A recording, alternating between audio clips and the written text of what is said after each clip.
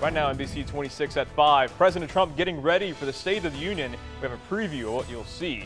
Plus, a lockdown on schools lifted after Green Bay police arrest a suspect they called armed and dangerous yesterday. And the suspect who led authorities on a 10-day manhunt found guilty. Well, we are just hours away from President Trump giving his first State of the Union address. He's expected to focus on the economy, immigration, and national security as a dark cloud hangs over Washington. Here's Edward Lawrence. On November 8th, a record. President Trump will talk about what he calls great economic successes so far in his first State of the Union address. We worked on it hard, cover a lot of territory, including our great success with the markets and with the tax cut. Cabinet members say the State of the Union speech will be positive, and the president will also reach across the aisle to ask Democrats to deal on immigration reform, including protecting undocumented immigrants brought to this country as children. At least 8 Democrats will boycott the speech because of the president's policies or what he says. And the state of our union is lawless. Lawless as the president tries to remove Bob Mueller through tactics like this. President Trump will likely avoid talking about the controversies that surrounded the first year of his term. The latest bombshell, FBI Deputy Director Andrew McCabe stepping aside, effective immediately. He certainly has voiced some frustrations with some of the actions by the deputy director, but the bigger issue is the president has full and complete confidence. Mic check, in 1, 2, 3, 4, 5, 6. The White House saying 7, the 8. president had nothing to do with the move to replace McCabe. Adding fuel to the flames, the House Intelligence Committee voted to release a classified memo written by Republican Chairman Devin Nunes and staff alleging FBI misconduct to get wiretaps on the Trump campaign. But the committee refused to release the Democrats' version of the memo. The president will have White House lawyers review the memo. He now has 5 days to allow it to be released, redacted, or block the release. Edward Lawrence, NBC News, Washington. A man from Little Suamico is seeing the State of the Union address in person tonight. He's a guest for Senator Tammy Baldwin. NBC 26's Shane Gustafson is live from Little Suamico with the latest. Shane. Yeah, Mo, Avery Smith is a heavy equipment operator here in Little Suamico, working on infrastructure projects for nearly 2 decades. Now, tonight, he has the chance to listen to President Trump's first State of the Union speech in person as the president continues to talk about his promised infrastructure plan. Now, Senator Tammy Baldwin invited Avery to Washington, D.C. because of his experience in the field. She says the plan to rebuild roads and bridges in all parts of Wisconsin will help put more people to work in the state, especially in rural areas. She says that are often forgotten. Now, when it comes to long-term road projects, those areas are forgotten. Now, it is an issue that lawmakers on both sides of the aisle say they agree on and hope to see some action taken after tonight's speech. I'm hoping to hear a strong commitment to bipartisan work on our infrastructure, but also an issue that I've worked on for years. I want to hear the president's commitment to Buy America policy. You certainly want to make sure that whoever is proposing these infrastructure programs has got real skin in the game. I think you'll see a lot less waste and far more efficient, effective use of the funds. Now, President Trump has talked about this infrastructure plan before, like I mentioned, pledging about $1 trillion to make all of this work happen. Now, of course, what exactly the president says about this plan is still unknown, but we do know several lawmakers, on both sides of the aisle, do expect the president to bring this plan up in some form tonight during the speech. We're keeping you connected tonight, live in Little Suamico. Shane Gustafson, NBC 26. Thank you, Shane. Well, we're tracking some light snow at the moment. Gina Breccia is here with the first forecast. Gino. That's right, Mo. We started sunny this morning, but now the clouds are rapidly increasing in the storm system that the center of low pressure that's up to the north is advancing eastward, and we are under pretty cloudy conditions right now. Some of us are already starting to see snow in Wausau down to 1.5 miles of visibility. In our immediate viewing area, we're down to 6 miles of visibility in Wapaka. You see this very tight grading of snow to no snowfall. What that is indicating is that we do have some dry air to overcome. Eventually, though, the snow will reach the surface. I'll let you know how much snow we can expect coming up. All right, thank you so much, Shane. Well, Green Bay police have arrested the armed robbery suspect who caused several schools to go into lockdown. Officers took 17-year-old Dylan Wilbur that you see right there into custody around noon today.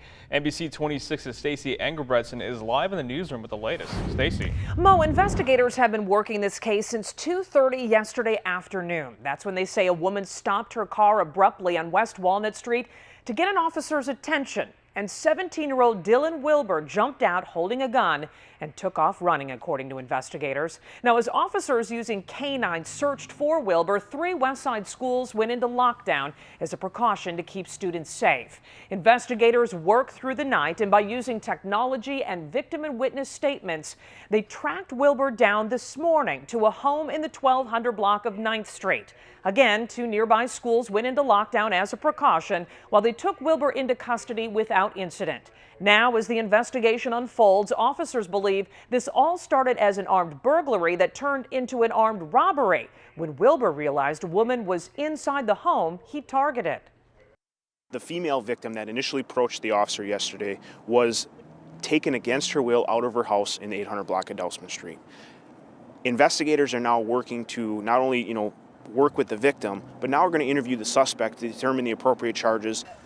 Police say the victim and Wilbur did not know each other. Tonight, police continue to process evidence at the 2 crime scenes. Live in the newsroom, keeping you connected, Stacey Engelbretson, NBC 26. All right, thank you, Stacey.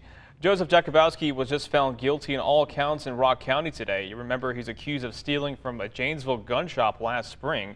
NBC 26's Eric Kress has more on the story. Eric. Jakubowski was found guilty this morning of 3 felonies related to the theft of 18 guns that were taken from a Janesville gun shop. Now, you'll recall that Jakubowski was the man who also wrote a 160-page anti-government manifesto to the president just before the crime. But this trial was not about that. This trial was about whether or not a jury of his peers believe he was the one responsible for stealing the guns, and whether or not Jakubowski, a convicted felon, was trying to arm himself with a dangerous weapon. Now, his attorney argued Jakubowski is a thief, but not a terrorist, but it still took just 90 minutes for the jury to find him guilty on all counts of burglary. I think that justice was done, for sure. Mr. Mungie. Jakubowski was previously sentenced in federal court to 14 years in prison for stealing those weapons. Now, the state of Wisconsin is yet to determine what kind of sentence he'll face here for the crime. Keeping you connected, I'm Eric Kress with NBC 26. All right, thank you so much, Eric. And at the state capitol today, one topic is protecting lawyers from threats. The idea is called Sarah's Law, named for a lawyer who was shot and killed. NBC 26's John Erickson is live in the newsroom. So, John, who was Sarah?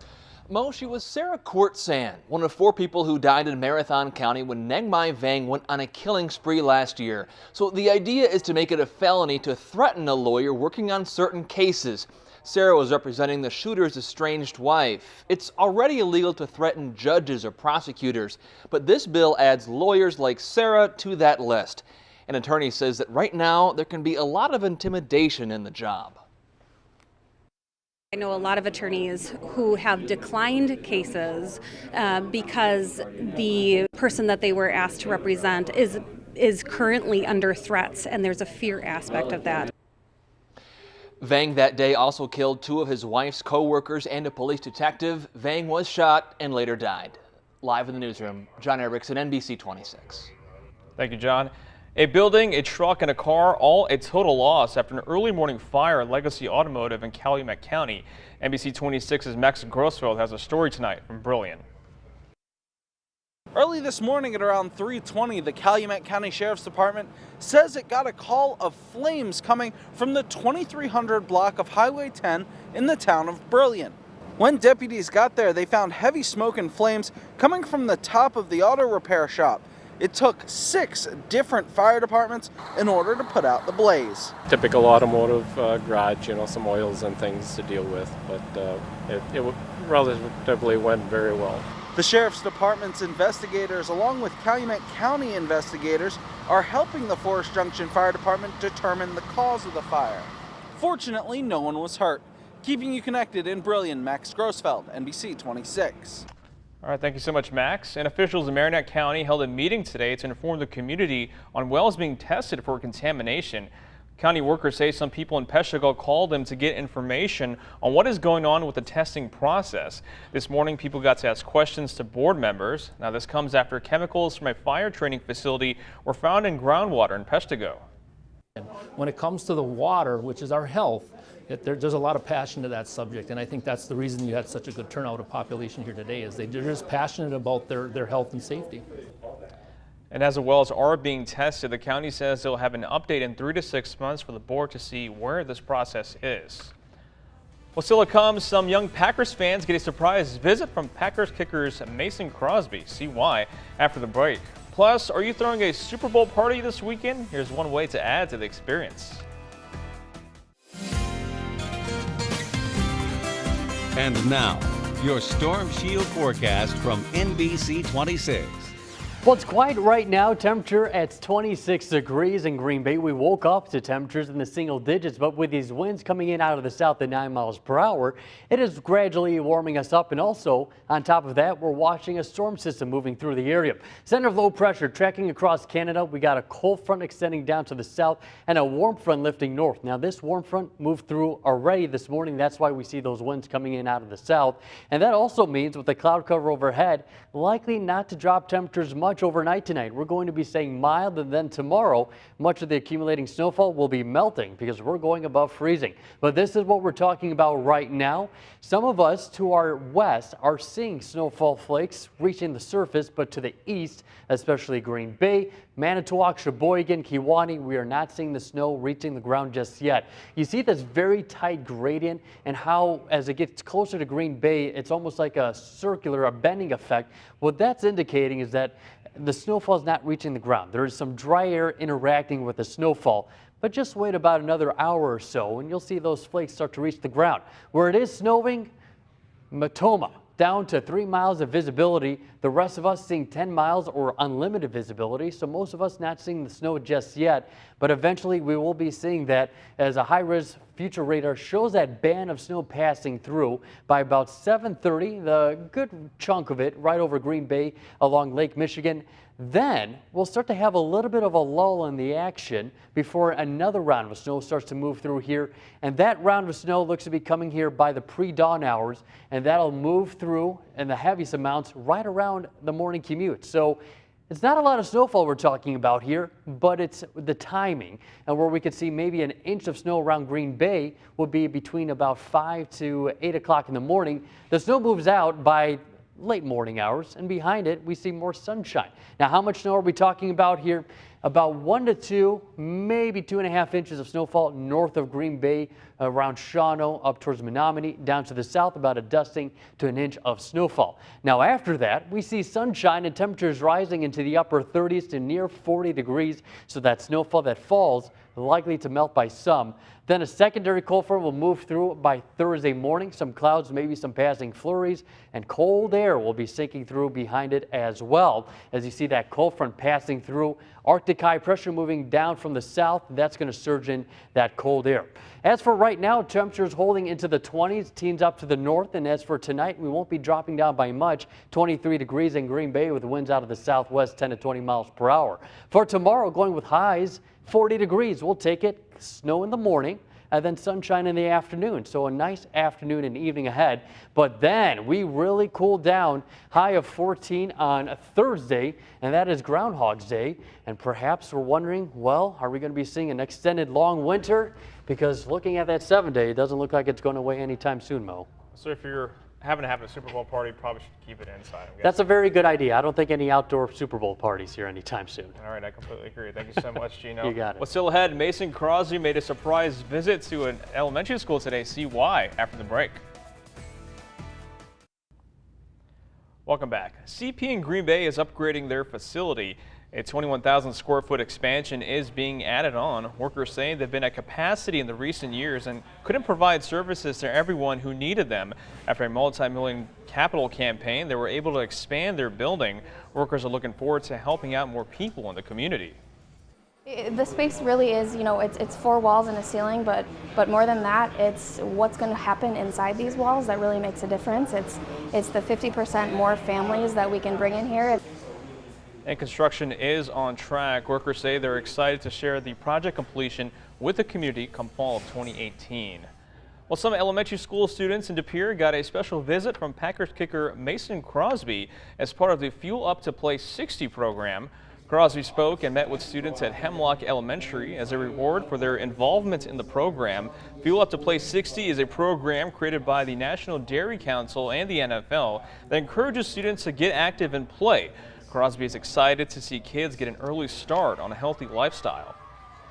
Starting yourself off on the right path for great health, for an active lifestyle, and being able to interact with your friends and your family. Those are wonderful things. And the Packers kicker also shared some tips on how he stays healthy. He recommends starting off with a hearty breakfast. Well, coming up after the break, with Super Sunday just around the corner, it's a great time to upgrade your TV. Check out some of the deals when we come back. The Super Bowl is this Sunday, and if you're looking to get a bigger and better TV, it's the right time. Here's consumer reporter John Matarese. Still watching a 5-year-old 50-inch HD TV that seemed really big when you bought it? Well, this may be the week to upgrade thanks to huge Super Bowl sales and new TVs that make your older set look like a clunker. Jim Kim is on a mission this week. It's exactly 53 inches. He wants a new TV in time for Sunday's Super Bowl. Yeah, 4K, something that can handle fast action. Good news, he's picked a great time to buy. Yeah, Super Bowl is one of the best times to buy TVs. Casey Steele, a Best Buy HD TV expert, says 4K is now the new standard, and 65 inches is the hottest selling size thanks to lightweight, super thin screens. 4K is actually a huge increase. It's 4 times the sharpness. Here's the biggest difference between shopping for a TV on Black Friday and shopping for one now. On Black Friday, you tend to get big sales on value brand TVs. This time of year during the Super Bowl, you'll find huge markdowns on name brands like Sony, LG, and Samsung. Of course, Samsung is the #1 sold TV. Steele says if you want state-of-the-art, look at Samsung's QLED or Sony or LG's OLED. The picture is much sharper and brighter. Those are kind of the ones that we really specialize with for Super Bowl. Also look for the term HDR. So HDR stands for high dynamic range, which Steele says gives you the deepest black levels. Now you're looking for a steal? Best Buy has 30% off many Samsungs, including a 65-inch Samsung 4K for $899. Sony's are pricier, but they have a 65-inch for $1099. And if you're on a budget, check out Sharp's 55-inch 4K for $399. So right here we have LG's OLED model. LG 4K TVs are also on sale at their lowest price ever. Deal News says Target and Walmart are advertising 65-inch LG 4Ks for under $700. Ed and Judy Sherman were stunned at how good these new sets look. More real than life. Finally, this may be one time bricks and mortar stores have the edge over online. Like a new car, it makes sense to test drive a TV and see it for yourself so you don't waste your money. I'm John Matarese. And speaking of the Super Bowl, players and coaches are talking to the media. Hear from 5-time champion Bill Belichick on the topic of experience in sports. Coming up next.